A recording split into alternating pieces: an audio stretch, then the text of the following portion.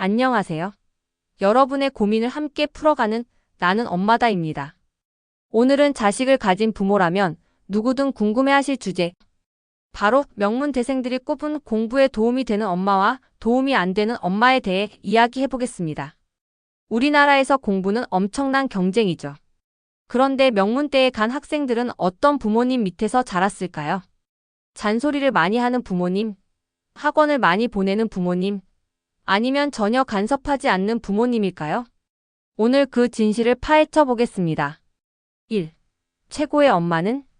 공부에 도움되는 부모의 특징을 알아볼까요?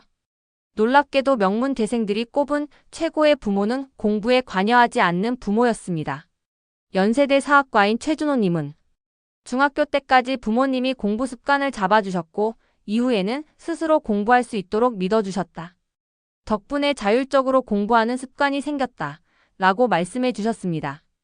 서울대 인류지리학과 김지선님은 부모님은 내신이나 수능에만 집중하지 않고 내가 필요하다고 생각하는 활동을 전폭적으로 지원해 주셨다. 덕분에 스스로 공부 목표를 정하고 계획을 세울 수 있었다. 라고 말했죠. 즉, 부모님이 적극적으로 개입하기보다는 자녀가 필요할 때 조용히 지원해 주는 게 핵심이라는 거죠. 2. 부모와의 대화가 최고의 약. 또 하나 중요한 게 바로 부모와의 대화입니다. 하지만 여기서 중요한 포인트가 있어요. 바로 공부 이야기를 하지 않는 대화입니다. 공부보다는 꿈과 목표를 이야기하라는 거죠. 고려대 국제어문학부 이수연님은 부모님과 학교 탐방을 다니면서 꿈과 목표를 정했다. 막연히 공부하라는 말보다 내가 원하는 목표를 스스로 정하게 해주셨다고 얘기했죠. 고려대 생명공학과 김태구님은 부모님과 진로 상담을 자주 했다. 그런데 공부 이야기만 하면 싸움이 되니까 오히려 다양한 주제로 대화를 나누는 게 더 좋았다. 라고 했습니다.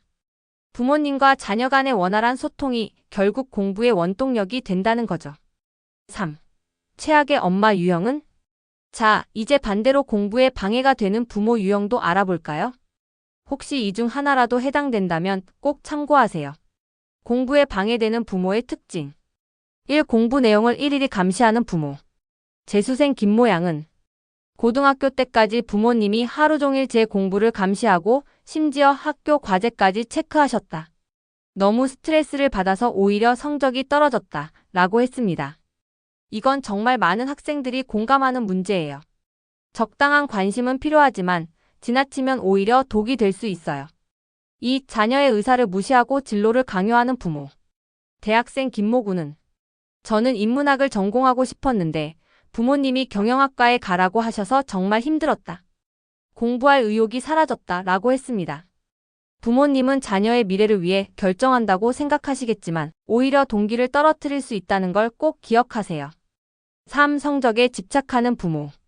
대학생 한모구는 고3 때 성적표를 받을 때마다 부모님께서 이렇게 해서 대학 가겠냐는 말을 자주 하셨다. 점점 의욕이 떨어지고 스트레스를 많이 받았다. 라고 했습니다. 부모님의 말 한마디가 자녀에게 엄청난 영향을 미칠 수 있어요. 성적보다는 자녀를 격려하는 말을 해주는 게 훨씬 더 중요합니다. 오늘 이야기 어떻게 보셨나요? 부모님이 자녀의 공부를 돕고 싶다면 공부에 대한 잔소리보다는 자녀와 대화를 많이 하고 스스로 공부할 수 있도록 환경을 조성해 주는 것이 중요합니다. 공부보다는 꿈을 이야기하세요. 이 영상을 보시는 부모님들께서는 오늘 배운 내용을 한번 실천해 보세요. 자녀와의 대화 방식이 바뀌면 공부에 대한 태도도 달라질 거예요. 오늘 영상이 도움이 되셨다면 나는 엄마다.